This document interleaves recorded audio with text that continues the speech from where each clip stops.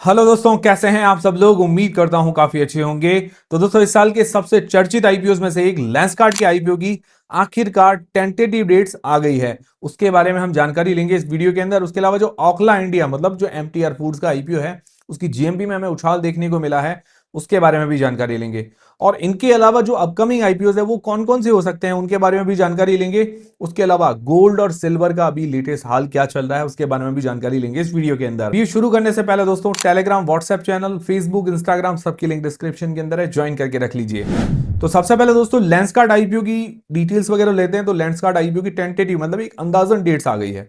अभी fix dates नहीं आई है, मतलब ऑफिशियल अनाउंसमेंट नहीं हुई है, बट एज पर सोर्सेस खबर है कि लगभग ये डेट्स हो सकती है। तो अभी जो एक्सपेक्टेड डेट मतलब एक अंदाजन जो डेट आई है, 31 अक्टूबर से लेकर 4 नवंबर के बीच में ये आईपीओ ओपन होते हुए हमें देखने को मिल सकता है।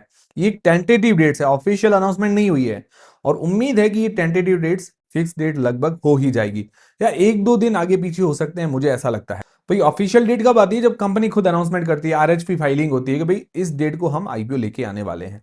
ये सोर्सेज से खबर आती है, ये भी गलत नहीं होती है। इसी के आसपास ही आईपीओ, तो सोर्सेज की जो खबरें होती है मतलब उसी के आसपास आती है कि भाई यहां तक ये आईपीओ आने वाला, उनको अंदाजा होता है। बाकी इसका प्राइस बैंड और मार्केट लॉट वगैरह आना बाकी है। तो प्राइस बैंड और मार्केट लॉट एक अंदाजन जो हो सकता है 450 से 550 रुपए के बीच में इसका प्राइस बैंड होने की संभावनाएं नजर आ रही है। और अनलिस्टेड मार्केट के अंदर भी इसका भाव 500 से 600 रुपए के बीच में चल रहा है।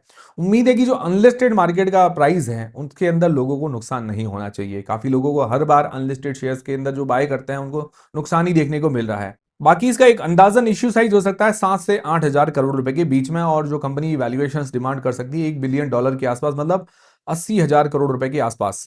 कंपनी जो वैल्यूएशंस डिमांड कर सकती है $10 बिलियन के आसपास, मतलब 80 हजार करोड़ रुपए के आसपास।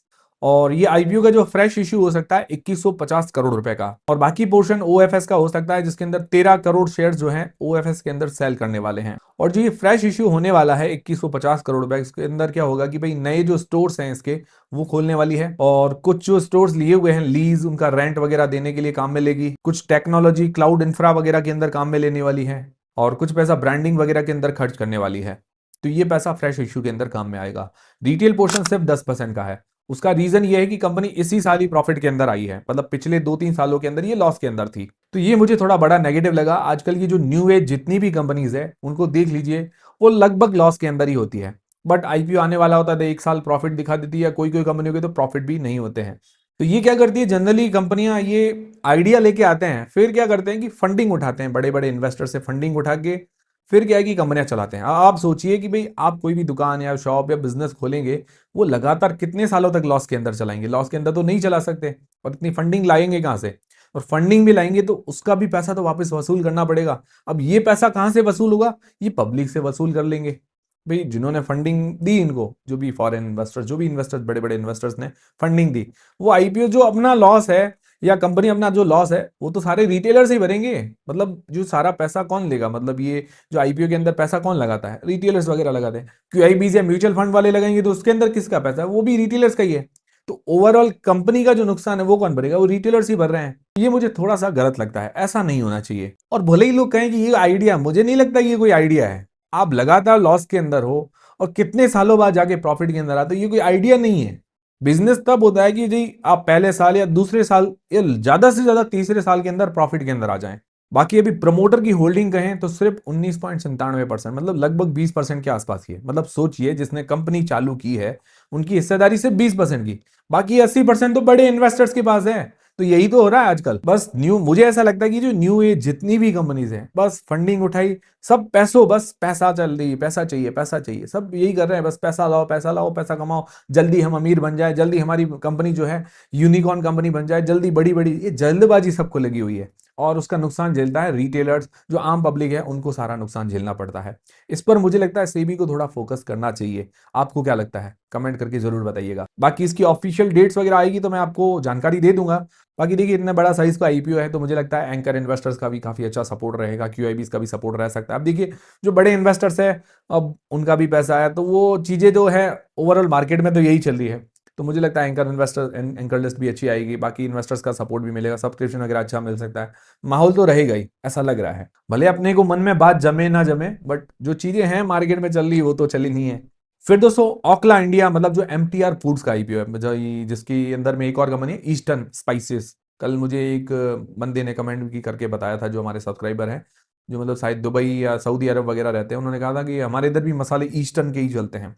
तो ये ज़्यादातर एक्सपोर्ट में इसका मतलब लीडिंग पोजीशन है। जो मसाले वगैरह एक्सपोर्ट होते हैं, मीट के मसाले हैं या नॉर्मल दूसरे स्पाइसेस जो मसाले हैं, उसके अंदर ही लीडिंग कंपनी ईस्टर्न ब्रांच नाम से वो फॉरेन के अंदर सप्लाई करती है। अभी इसकी जीएमपी भी बढ़ गई है, मतलब ग्रे मार्केट में उछाल देखने को मिल रहा है। जो कल जीएमपी 15% के आसपास चली थी, आज 20% के आसपास इसकी जीएमपी बता रही है, लगभग 150 रुपीज पर शेयर के आसपास। बाकी मैं रिव्यू का वीडियो डाल चुका हूँ, वो देख लीजिएगा, आपकी थोड़ी हेल्प हो जाएगी। बाकी एंकर लिस्ट वगैरह आना बाकी है, उसके बारे में आते ही हम डिस्कस कर लेंगे। और बाकी अपडेट मैं आपको डेली देता रहता हूं, तो टेंशन ज़्यादा करने की जरूरत नहीं है। बाकी टेलीग्राम व्हाट्सएप चैनल को ज्वाइन कर लीजिए, ताकि छोटा मोटा अपडेट जानकारी मिस ना हो और वीडियो का नोटिफिकेशन भी मिल जाए, उसकी लिंक डिस्क्रिप्शन के अंदर है। फिर दोस्तों ये हो गई अभी के आईपीओ की बात। अब बात करें अपकमिंग आईपीओ के बारे में कि भाई अपकमिंग आईपीओ कौन कौन से हो सकते हैं। तो अभी जो बड़ी संभावनाएं नजर आ रही है, एक तो ग्रो आईपीओ की, लेंसकार्ट की तो देखिए अब टेंटेटिव डेट्स आ गई है। अब दूसरा बच गया है ग्रो आईपीओ। ग्रो की भी अभी प्रबल संभावनाएं लग रही है कि ये भी अभी कुछ दिन के अंदर हमें इसकी अनाउंसमेंट होते हुए देखने को मिल जाएगी। फिर दूसरा आईपीओ है पाइन लैब्स का आईपीओ। पाइन लैब्स की भी हमें जल्दी ही डेट्स अनाउंस होते हुए देखने को मिल सकती है, क्योंकि इसकी भी प्रबल संभावनाएं नजर आ रही है। काफी टाइम से ये भी आईपीओ आने की तैयारी कर रहा है।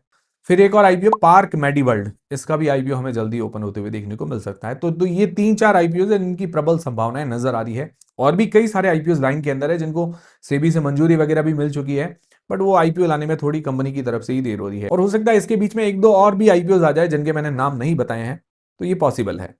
तो ये होगी अपकमिंग आईपीओ की बात। अब दोस्तों जानते हैं गोल्ड और सिल्वर का क्या हाल चल रहा है। तभी देखिए लास्ट फ्राइडे को जो क्लोजिंग बता रही है इंडियन मार्केट के अंदर के, भाई लगभग जो भाव बता रहे हैं, 10 ग्राम सोने के भाव है 1,23,255 रुपए के आसपास। और अभी जो लोकल मार्केट के अंदर, लोकल मार्केट में जीएसटी वगैरह जो भी लगा के वो मिलता है, इस तरह से प्रीमियम वगैरह लगा के, तो अभी वहां 1,26,000 के आसपास उसका भाव चल रहा है लोकल मार्केट के अंदर। सिल्वर का भाव जो चल रहा है 1,47,000 रुपए के आसपास केजी का, और लोकल मार्केट में 1,55,000 रुपए के आसपास। जो पेटी होती है, पेटी होती है, चोरसा होता है, अलग अलग होते हैं, जिसके अंदर मतलब परसेंटेज वाइज अलग अलग होता है कि भाई ये इतना परसेंट चांदी आती है, उतना परसेंट शायद पेटी मानी जाती है, वो 100% मानी जाती है, मतलब 99.5 ऐसा कुछ मानी जाती है। हालांकि इसकी मुझे पूरी जानकारी नहीं है। गोल्ड और सिल्वर क्या है कि एक थोड़ा अलग एरिया पड़ जाता है, बट फिर भी क्या है कि आजकल लोग थोड़ा चर्चा कर रहे हैं, क्योंकि इसके भाव बढ़े हैं, तो मैंने सोचा आपको थोड़ी बहुत जानकारी भी दे दूं। और जो इसने हाई बनाए थे दोनों भी, सिल्वर और गोल्ड ने, उसके बाद लगातार थोड़ा हमें प्रॉफिट बुकिंग देखने को मिली, हमने चर्चा भी की थी। अब देखिए कोई भी चीज होती है तो लगातार कोई भी चीज नहीं चढ़ती है, उसके लिए पैसा भी चाहिए। अब इतना अगर भाव चढ़ेगा तो खरीदेगा कौन, आगे खरीदार भी चाहिए। हालांकि ये जो भाव बढ़े थे, वो चाइना भी काफी हद में मतलब वो माल खरीद रहा है, वो जो गोल्ड है वो अपना रिजर्व बढ़ा रहा है, और भी काफी सारी कंट्रीज जो है अपना गोल्ड रिजर्व बढ़ा रहे हैं। इस कारण जो ये सोने के भाव में चढ़ते हुए देखने को मिले हैं। फ्यूचर तो सोने का और चांदी का देखिए प्रीशियस मेटल्स का ब्राइट ही है, ठीक है ना, ऐसा नहीं है कि भाई ब्राइट नहीं है। वो कोई सट्टा खेलते हैं कि छोटे टाइम फ्रेम के अंदर जिन्होंने कई महंगे में बाय कर लिया, वो फंस गए हैं, तो वो अलग चीज है। बाकी जिन्होंने प्रीशियस मेटल्स ये जो सोना चांदी लेके रखा है, उनके नुकसान नहीं, लंबे समय में भी नुकसान नहीं है। भाव तो इनके बढ़ते ही आ रहे हैं। छोटे थे हम तब तो कितने 10,000 रुपए तोला, 5,000 रुपए तोला, 7,000, ऐसा हमने देखा भी है। ठीक है ना। अब 1 लाख से ऊपर भी पहुंच गया है, अभी 1.5 लाख भी जाके आया। तो अभी भाव तो ऐसे ही चलते रहते हैं। तोला मतलब 11 ग्राम। तो दोस्तों ये थे सारे आज के अपडेट्स। उम्मीद करता हूँ हमारा वीडियो, हमारी जानकारी आपको काफी पसंद आएगी, हेल्पफुल रही होगी। हेल्पफुल रही तो वीडियो को लाइक जरूर करें, चैनल को सब्सक्राइब कर ले। मिलते हैं दोस्तों अगले वीडियो के अंदर।